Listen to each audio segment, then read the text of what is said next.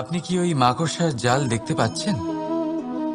মাকড়সারা ভীষণ পরিশ্রম করে এটা তৈরি করে। নিজের শরীরের রস দিয়ে এই জাল বোনে। আপনি কি এটার উদ্দেশ্য জানেন? আসলে মাকড়সা এই জালে ছোট কীটপতঙ্গ ধরে তাদেরকে খাদ্যরূপে গ্রহণ করে।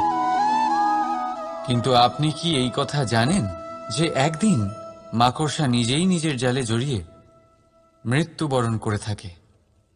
বলুন, কি করেন আপনি এই জাল দেখতে পেলে? দেখতে পেলেই মুছে ফেলেন এর অস্তিত্ব, তাই না? তেমনি অন্যদিকে পাখির বাসা, পাখিরাও ভীষণ পরিশ্রম করে এটা তৈরি করে। কিন্তু যদি পাখি একদিন এটা ছেড়ে চলে যায়, তাহলেও লোকে এটা নষ্ট করে দেয় না। কারণটা কি? এর কারণ হলো এর নির্মাণ জীবন সঞ্চারের জন্য করা হয়েছিল, নষ্ট করার জন্য নয়। তাই মনে রাখবেন, জীবনে আপনার পরিশ্রম যতই বেশি হোক না কেন, যদি আপনার লক্ষ্য শুভ না হয়, তাহলে আপনারও বিনাশ নিশ্চিত। তাই সৃজন করতেই থাকুন আর মুগ্ধ হয়ে বলুন, রাধা রাধা।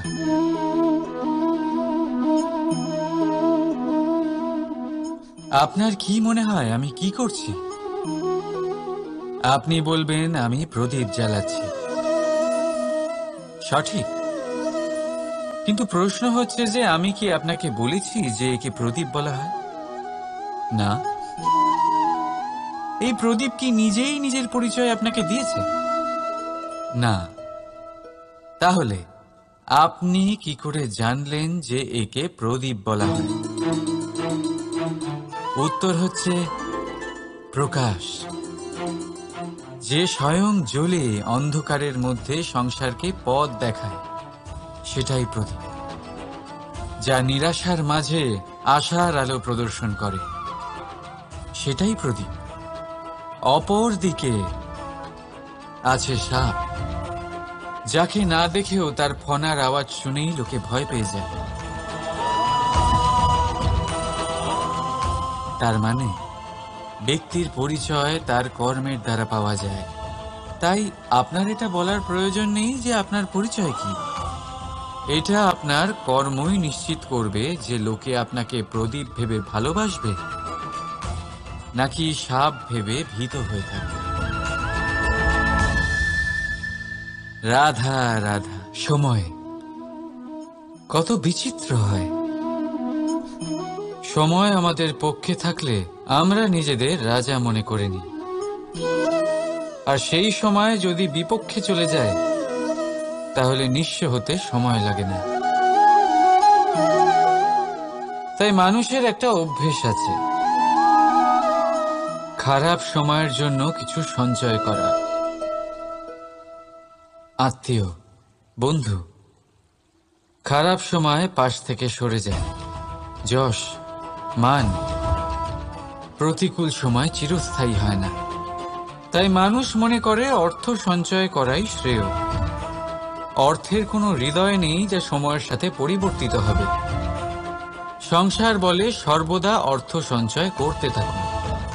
খারাপ সময় অবশ্যই কাজে লাগবে, কিন্তু আমি বলবো শুভ কর্ম করতে থাকুন, আনন্দে থাকুন, নিজের ওপর আর ঈশ্বরের ওপরে বিশ্বাস রাখুন। খারাপ সময় কখনো আসবেই না। রাধা রাধা। প্রকৃতি মানুষকে এক বিশেষ শক্তি দিয়েছে, অন্য জীবের থেকে বেশি শক্তি দিয়েছে। স্মরণ শক্তি। এই শক্তি মানুষকে অন্য জীবের থেকে ভিন্ন করে, ইতিহাস রচনা করার প্রেরণা দেয়, জ্ঞানকে বংশানুক্রমে এগিয়েও নিয়ে যায়। আর যারা ভুলে যান, অধিকাংশ সময় তারা উপহাস আর দয়ার পাত্র হয়ে যান। কিন্তু এটাই কি প্রকৃত রূপে সত্য? না। এই স্মরণ শক্তি মানুষের বিকাশে সব থেকে বড় বাধা হয়ে দাঁড়ায়। তার মনকে দূষিত করে দেয়। খারাপ অভিজ্ঞতা, কারোর করা বিশ্বাসঘাতকতা, কারোর কটাক্ষ বেশিরভাগ মানুষই ভুলতে পারেন না, আর তারপর প্রতিশোধ নিতে উদ্যত হন। প্রথমে সময় নষ্ট করেন প্রতিশোধের প্রস্তুতিতে, আর তারপর সময় নষ্ট করেন প্রতিশোধ নেওয়ার সুযোগ খুঁজতে। যদি সন্তুষ্টি পেতে চান, যদি জীবনে আনন্দ পেতে চান, তাহলে স্মরণ শক্তির সদ্ব্যবহার করুন। নিজের স্মরণ শক্তিকে চালনা করুন শুধুমাত্র ভালো কথা আর ভালো স্মৃতির দিকে। জীবনে আনন্দ পাবেন। রাধা রাধা। মানুষ নিজের পরিবারের জন্য কত কিছুই না করে, দিন রাত পরিশ্রম করতে থাকে যাতে তার পরিবারের প্রয়োজন পূরণের জন্য অর্থ রোজগার করতে পারে। কিন্তু শুধু অর্থ রোজগার করাটাই কি যথেষ্ট? আপনি বলবেন, হ্যাঁ নিশ্চয়ই, অর্থ দিয়ে সব কিছু পাওয়া যায়, বিদ্যা পাওয়া যায়, বাড়ি পাওয়া যায়, ওষুধ পাওয়া যায়, আর কত কিছুই না পাওয়া যায়। এই সব একটা পর্যায় পর্যন্ত সঠিক, কিন্তু একটু মন দিয়ে ভেবে দেখুন, যখন কোনো শিশু অসুস্থ হয়ে পড়ে তখন সে ওই তিক্ত ওষুধ কেন খেয়ে নেয়? এই জন্য কারণ ওর পিতা সেই ওষুধ অর্থ দিয়ে কিনেছে? না, বরং এই জন্য কারণ তার পিতা যে তার সামনে দাঁড়িয়ে, তার ওপরে তার বিশ্বাস আছে। বিশ্বাস আছে যে উনি তার কিচ্ছু হতে দেবেন না। এই বিশ্বাস, এই সংস্কার, এই শিক্ষা কখনো অর্থ দিয়ে পাওয়া যায় না। এটা পাওয়া যায় সেই সময় থেকে যা মাতা পিতা তাদের সন্তানের সাথে কাটিয়েছেন। তাই জীবনে অর্থ অবশ্যই উপার্জন করুন, কিন্তু নিজের পরিবারকেও সময় দিন, আনন্দ পাবে। রাধা রাধা। বিরোধিতা এমন এক শব্দ যা শুনে আমরা সবাই ভয় পেতে থাকি। যদি কেউ আমাদের বিরোধিতা করে তা আমাদের সহ্য হয় না। আমরাও কারোর বিরোধিতা করে কোনো শত্রুতা করতে চাই না। এই ধরনের ভাবনা আমাদের মনে আসতেই থাকে। কিন্তু বিরোধিতা, এই শব্দ আপনার শান্তির জন্য, আপনার সুখের জন্য কতটা গুরুত্বপূর্ণ তা আপনারা জানেন না। তাই যদি কাল এসে কেউ আপনার বিরোধিতা করে, তখন সবার আগে নিজেকে যাচাই করুন। আপনি কি ভুল করেছেন? আপনার দোষ কি? নিজের মধ্যে কি ত্রুটি আছে সেটা বোঝার চেষ্টা করুন, নিজেকে সংশোধন করার চেষ্টা করুন, তারপর দেখুন বিরোধিতার এই আগুন আপনাকে স্বর্ণ থেকে কুন্দন বানিয়ে তুলবে। বলা হয় এই সংসারে খারাপ বেড়েই চলেছে, কিন্তু তার কারণ এ নয় যে খারাপ মানুষ বেড়ে চলেছে। তার কারণ হলো যে ভালো মানুষ, যাদের ভালো চিন্তা, ভালো বিচারধারা আছে, তারা খারাপের বিরোধিতা করতে পারে না। যদি আপনার সম্মুখে কোনো খারাপ কর্ম হয়, তাহলে তার বিরোধিতা করতে সংকোচ করবেন না, কারণ বিরোধিতার এই আগুন মন্দকে পিছুপা হতে অবশ্যই বাধ্য করে। রাধা রাধা। জীবনে আপনি এরকম মানুষও দেখবেন যারা এটা বলে, ভাবে, নিজেকেও বলে যে উনি সেই এমন ব্যক্তি যার মতো আমি হতে চাই। ঠিক আছে, কারোর থেকে প্রেরণা নেওয়াটা কোনো ভুল নয়, কিন্তু কখনো কখনো এই প্রেরণা গুরুত্বহীন হয়ে যায়, আর আমরা শুরু করে দিই সেই ব্যক্তিকে নকল করতে। এখানেই থেমে যায় আমাদের উন্নতি। এবারে দেখুন, সংসারে শত কোটি রঙের ফুল আছে, কিন্তু তারা কখনো একে অপরকে নকল করে না। নকল করে না তাদের রং, নকল করে না তাদের সুগন্ধ। তাহলে আমরা করি কেন?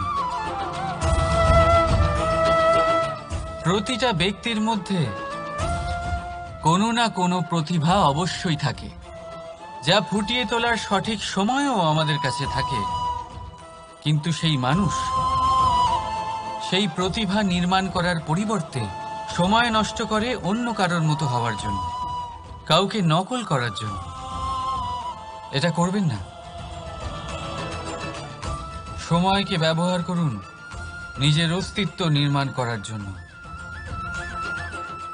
কারণ কারোর ছায়া হওয়ার থেকে ভালো আপনি কারোর জন্য প্রেরণা হয়ে উঠুন। রাধা রাধা। আমরা সকলে পাথুরে রাস্তা এড়িয়ে চলি, কারণ এই পথের পাথর আমাদের যাত্রা আরো কঠিন করে তোলে, আমাদের পা আহত করে দেয়। কিন্তু একটা গুরুত্বপূর্ণ কথা আমরা ভুলেই যাই, এই কঠিন পথই না শুধু আমাদেরকে নিজেদের দুর্বলতার সাথে পরিচয় করায়, বরং আমাদের শক্ত হওয়ার প্রেরণাও দিতে থাকে। সময়ের সাথে ঠিক এমনটাই হতে থাকে। সবাই ভালো সময়ের অপেক্ষা করতে থাকেন, ভালো সময়ের জন্য পরিশ্রম করেন, তার জন্যই চিন্তা করেন, কিন্তু ভুলে যান যে ভালো সময় বহুবার আমাদের বিবেক নষ্ট করে দেয়। সেখানেই খারাপ সময় আমাদের বুদ্ধিকে সঠিক পথে চালিত করে। রাধা রাধা। ঘোড়াকে যতই প্রশিক্ষণ প্রদান করুন, তার মুখে লাগাম তো পরাতেই হবে। একজন ভালো চালক সেই ঘোড়ার লাগাম মাঝে মাঝে টেনে ধরে, তাকে সঠিক পথে চালিত করতে, যাতে সেই ঘোড়া দিগ্ভ্রান্ত না হয়। এবার একটু ভাবুন, ঠিক এরকমই হয় আমাদের মন। যদি এটা বিবেকের লাগাম দিয়ে মাঝে মাঝে আমরা টেনে না ধরি, তাহলে আমাদের এই মন দিগ্ভ্রান্ত হতে পারে। আর যদি আপনি আপনার লক্ষ্যে পৌঁছতে চান, তখন মনের এই লাগাম মাঝে মাঝে আপনাকে অবশ্যই টেনে ধরতে হবে, কারণ বিবেকের এই পথ প্রদর্শনই আপনাকে ভালোভাবে আপনার লক্ষ্যে পৌঁছে দেবে। মনে রাখবেন, আর আমার সাথে ভালোবেসে বলবেন, রাধা রাধা। আপনি কখনো জাঁতাকল দেখেছেন? তাতে গম পেশা হয়। গমকে এমনভাবে পেশা হয় যাতে আমরা তা খেতে পারি, জীবিত থাকতে পারি। আর যদি আপনি মন দিয়ে দেখেন, তাহলে কলের নিচের অংশ কখনো ঘোরে না, শুধুমাত্র উপরের অংশই ঘোরে। আর তবেই তা গম পিষতে পারে, আর তবেই রুটি তৈরি হতে পারে। কিন্তু ভেবে দেখুন, যদি কলের দুটো অংশই ঘুরতে থাকে, তাহলে কি হবে? তা গম পেশার বদলে একে অপরকে পিষে নিজেদের অস্তিত্ব শেষ করে দেবে। তাই জীবনে কোনো কাজ যখন মন আর মস্তিষ্ক মিশিয়ে করা হয়, তখনই তা সম্পন্ন হয়। কিন্তু যখন বিষয় হলো ভক্তির, তখন মস্তিষ্কের যুক্তির মৌন থাকা প্রয়োজন। আর যখন বিষয় হলো কর্ম আর ন্যায়ের, তখন মনের আবেগের মৌন থাকা প্রয়োজন। তাই মন আর মস্তিষ্কের এই সম্মিলনে সতর্ক থাকবেন। একসাথে অবশ্যই চলবে, কিন্তু একে অপরের বাধা যেন না হয়ে দাঁড়ায়। রাধা রাধা। আমি একটা এমন শব্দ যার অনেকগুলি মানে হয়, যার আসল অর্থ হল অহং। যদি আপনি কথা বলেন সৃষ্টির নির্মাণ নিয়ে, তাহলে আমি ব্রহ্মদেব হয়ে সৃষ্টির নির্মাণ করবে।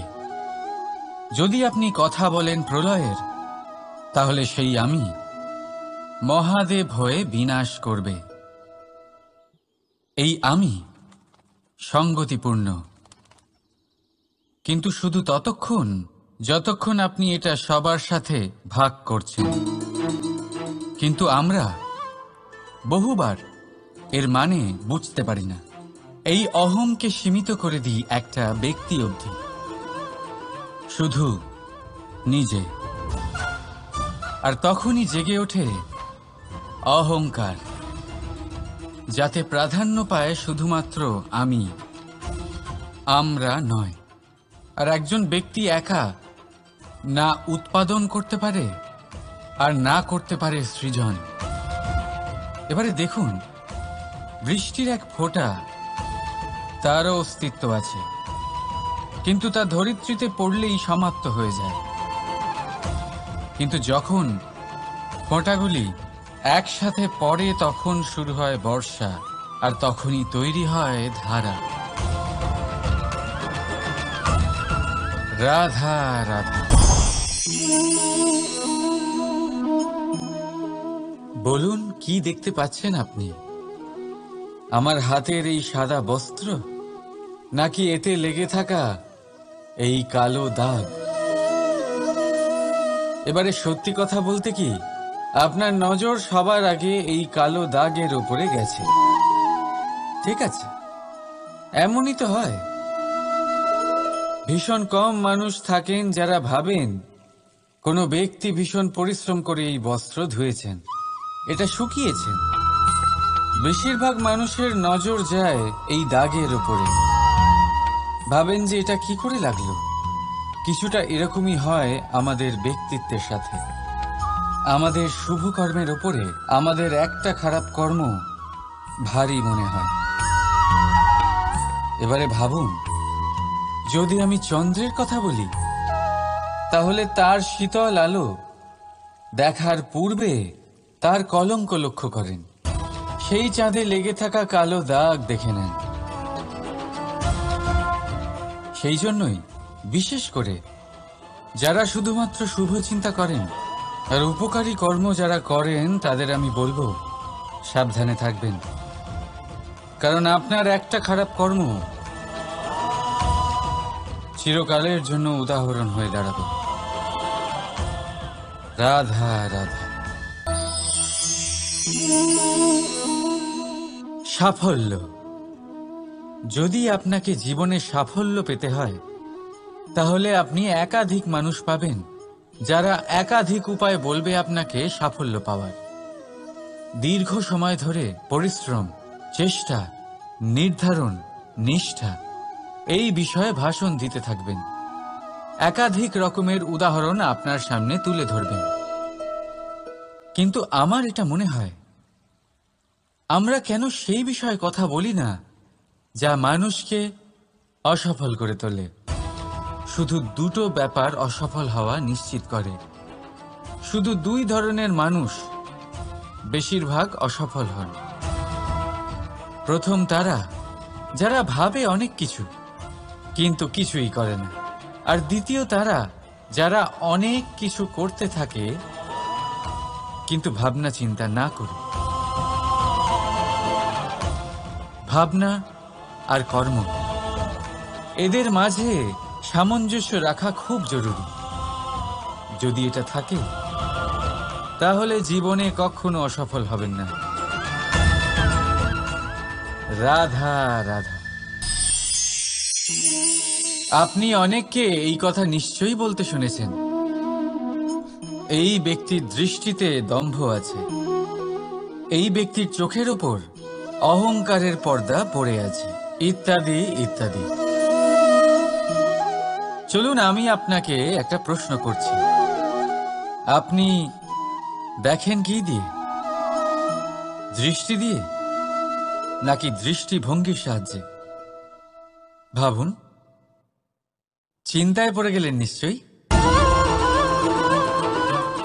দৃষ্টি যে কোনো বস্তুর বা যে কোনো মানুষের শুধু বাইরের রূপটা দেখায়, যেখানে দৃষ্টিভঙ্গি আপনাকে সোজা আসল পরিচয়ের সাথে সাক্ষাৎ করায়। উদাহরণ হিসেবে চন্দ্র। চন্দ্র আমরা সবাই দেখেছি। বহু মানুষ আছেন যাদের চন্দ্র অত্যন্ত সুন্দর লাগে, আবার কিছু মানুষ এমনও আছেন যারা এই চন্দ্রের মধ্যেই দাগ খুঁজে বার করেন। এই হলো দৃষ্টিভঙ্গি। যদি নিজের দৃষ্টিভঙ্গিতে প্রেম রাখেন, ভালোবাসা রাখেন, সম্ভ্রম রাখেন, তাহলে তার বদলে আপনিও প্রেম আর সম্মান অবশ্যই পাবেন। এবারে দেখুন, যে জল দিয়ে ঈশ্বরের মূর্তি ধোয়া হয় তাকে চরণামৃত বলা হয়। এটার কারণ দৃষ্টিভঙ্গি। এখন আপনি পাথরকে ভগবান ভেবে পুজো করবেন, নাকি ভগবানকে পাথর ভেবে পরিত্যাগ করবেন? সিদ্ধান্ত আপনার, কিন্তু এই সিদ্ধান্ত নির্ভর করে আপনার দৃষ্টিভঙ্গির ওপর। তাই নিজের দৃষ্টিভঙ্গি শুভ রাখুন, নিজের দৃষ্টিভঙ্গিতে ভালোবাসা রাখুন, আর আনন্দে বলুন রাধা রাধা। বড় বড় রাজমহলের বড় বড় ইমারতের চূড়া কত সুন্দর হয়, কিন্তু আপনি কি কখনো এই বিষয়ে ভেবেছেন যে এই সুন্দর চূড়ায় পৌঁছতে গেলে আপনাকে পৃথিবীতে পাপ ফেলতেই হবে? সেই সুন্দর চূড়ায় পৌঁছে দীপ্তি পাওয়ার জন্য আপনাকে একটা কঠিন পথ অবলম্বন করতেই হবে। যদি আপনি কোনো কঠিন পথে না গিয়ে এই পৃথিবীর সাহায্য ছাড়াই শুধু উচ্চতার দিকে অগ্রসর হতে থাকেন, তাহলে সর্বদা অসফল হবেন। সেই জন্য নিজের স্বপ্ন পূরণের এই যাত্রাতে নিজের পথ কখনোই হারাবেন না, নিজের পথ থেকে সরবেন না। যদি এমন করেন তাহলে তো আপনার স্বপ্ন পূরণ হবেই না, তার সাথে আপনি নিজের পথও হারাবেন। রাধা রাধা। কৌতুক অর্থাৎ হাসি, এটা জীবনে কতটা গুরুত্বপূর্ণ। আমরা সর্বদাই হাসতে চাই, আমরা সর্বদা অন্যের মুখে এই হাসি দেখতে চাই। কিন্তু এই কৌতুক অনেক প্রকারের হয়, আর এই কৌতুকের ভিত্তি কি সেটাও খুব গুরুত্বপূর্ণ। কৌতুক কেবল তখনই পাবেন যখন তা শুদ্ধ মন থেকে আসবে। কৌতুক তখনই পাবেন যখন তা সামনের জনকেও হাসিয়ে তার কষ্ট হরণ করবে। এবারে যদি কৌতুক হিংসার থেকে বেরোয়, তখন তা কটাক্ষ হয়ে যায়, সামনের মানুষের মনে আঘাত করে। তারপরে সে তৈরি থাকে যে কখন আপনার উপরে আবার প্রহার করতে পারবে। তাই যদি হাস্য কাউকে ছোট করার জন্য হয়, তা হাস্য নয়, উপহাস হয়ে যায়। আর তা সামনের জনকে আনন্দ নয়, শুধু অপমান দেবে। আর অপমানিত ব্যক্তির মন তিক্ত হয়ে থাকে। তাই মনে রাখবেন যে এই কৌতুক যেন কৌতুকই থাকে, তা উপহাস বা কটাক্ষ না হয়ে যায়। রাধা রাধা। মানুষ এই শব্দের সূচনা হয় মন থেকে, আর সেই জন্যই হয়তো আমাদের এই মন এতটা গুরুত্বপূর্ণ। এবারে দেখুন না, আমাদের মনই সবকিছু চালনা করে। মনই সেই যে কল্পনা করে, মনই সেই যা কল্পনাকে বাস্তবে পরিণত করার জন্য পরিশ্রম করতে আমাদের প্রেরণা যোগায়। মনই সেই যা লোভের জালে জড়িয়ে পড়ে। মনই সেই যা অভিমানের পর্দা দিয়ে ঢেকে যায়। আর এই মনই সেই যা আপনাকে বিনাশের দিকে টেনে নিয়ে যেতে পারে। কিন্তু যদি তা পরোপকার করার ইন্ধন পায়, তাহলে এমন কোনো মহান কাজ নেই যা আপনি করতে পারবেন না। কিন্তু এই মন কি? এটা বোঝানো যায় দুটো শব্দের মাধ্যমে, দুটো সহজ শব্দ। প্রথম, একজন কুশল সেবক। দ্বিতীয়, একজন সংকটপ্রবণ মালিক। যদি আপনার এই মন আপনার নিয়ন্ত্রণে থাকে তাহলে সে হলো আপনার সেবক, তাই আপনার অস্তিত্ব আছে। কিন্তু যদি আপনার মন আপনার কর্মের ওপরে নিয়ন্ত্রণ করে তাহলে এই মন আপনার মালিক, আর তখন আপনার বিনাশ নিশ্চিত। তাই নিজের এই মনকে নিয়ন্ত্রণে রাখুন, কিন্তু ভালোবেসে। আসুন আমার সাথে আনন্দে বলুন, রাধা রাধা। এই সূঁচ দেখতে পাচ্ছেন আপনি? এটা শুদ্ধ লোহা দিয়ে তৈরি, বস্ত্র সেলাই করার কাজে লাগে, অস্ত্রোপচারে কাজে লাগে। কিন্তু আপনি কি কখনো ভেবে দেখেছেন এই সূঁচ কিভাবে তৈরি হয়? লোহার এক বড় অংশকে পিটিয়ে পিটিয়ে টেনে টেনে তাকে পাতলা বানানো হয়। এরপরেই আমরা পেয়ে থাকি সূঁচ। ভাবুন, যদি লোহার টুকরোতে অনর্গল প্রহার করার ফলে একটা লোহার টুকরো সূঁচে পরিণত হয়, তাহলে আমাদের জীবনে অনর্গল চেষ্টা করার ফলে জীবনের সমস্ত অংশকে আমরা কত প্রভাবশালী কাজে পরিণত করতে পারি। শুধু প্রয়োজন দৃঢ় নিশ্চয়তা।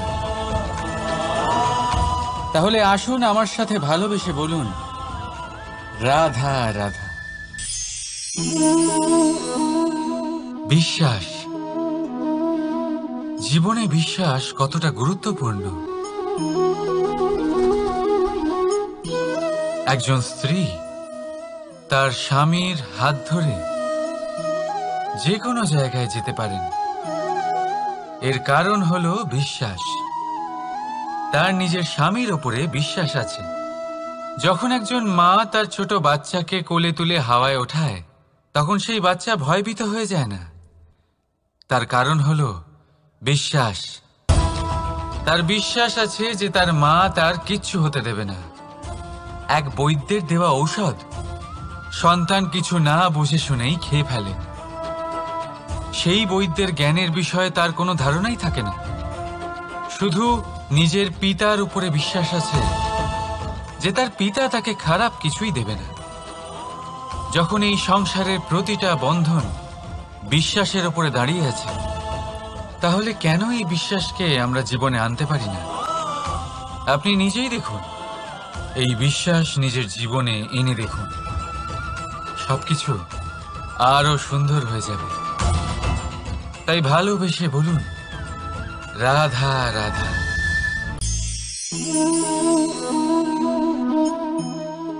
অহংকার, এই শব্দটা সবাই শুনেছেন। বহু মানুষকে আপনি এটা বলতে শুনেছেন যে ওই ব্যক্তির অহংকার আছে, ওই মানুষটির ক্ষমতার অহংকার আছে, ওই ব্যক্তির নিজের রূপ নিয়ে অহংকার আছে, ওই ব্যক্তির নিজের অর্থের অহংকার আছে, ইত্যাদি ইত্যাদি। কিন্তু এই অহংকার, এর অস্তিত্ব হয় কি করে? এবারে একবার এই হাতটা দেখুন। যদি এই হাতের 5 আঙ্গুল উঠে দাঁড়ায়, আশীর্বাদ। আর যদি এই হাতের 5টা আঙ্গুল একসাথে মুঠো হয়ে যায়, শক্তি, সংকটের বিরুদ্ধে ঢাল। কিন্তু এই একটা আঙ্গুল সংকটের কারণ হয়ে দাঁড়াতে পারে। এই একটা আঙ্গুল শত্রুকে আহ্বান জানায়। এবার অহংকার বলে এই শব্দটাই দেখে নিন। আমাদের থেকে আলাদা হয়ে গেলে হয় অহং। অহং অর্থাৎ ব্যক্তির মনে হয় যে সে আপনদের থেকে, নিজের বন্ধুদের এবং সঙ্গীদের থেকে, নিজের পরিবারের থেকে অনেক উপরে, অনেক শ্রেষ্ঠতর সে। কিন্তু মনে রাখবেন, এই অহংকার কোনো ব্যক্তির অস্তিত্বের বিনাশের প্রথম ধাপ। তাই ঝেড়ে ফেলে দিন এই অহংকারকে, আর বিশ্বাস করুন আমাদের ওপর, কারণ তখনই আপনি শান্তি পাবেন, আর সেই শান্তির সাথেই বলে উঠবেন রাধা রাধা।